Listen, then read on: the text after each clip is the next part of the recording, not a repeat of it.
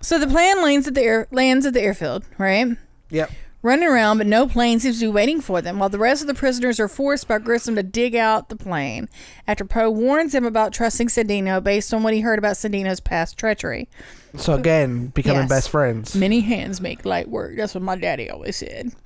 Poe explores the field to try to find an injection needle for Odell's insulin, who is going into diabetic shock.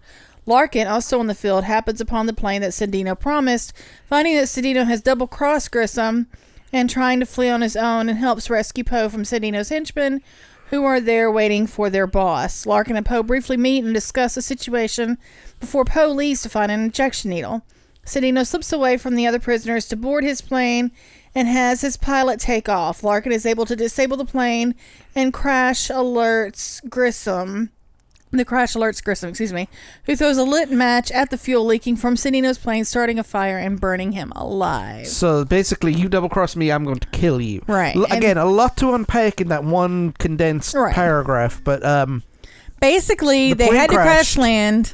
They've got to dig out. They're in the desert. Yeah. They've got to dig out the plane so that way they could take back off again.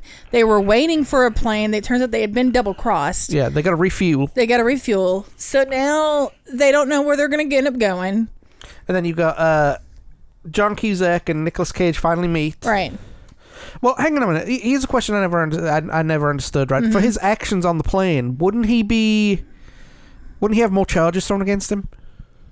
Well, I mean, if he's helping, obviously, I don't know. But even undercover cops, if they commit a crime, they could get arrested and charged. Well, why don't you call Jerry Bruckheimer? All right, I'll give him a call. Here we go. And be like, yo. Okay. Okay. Have you got his number? No, okay. Neither do you. Okay. So... here's the thing.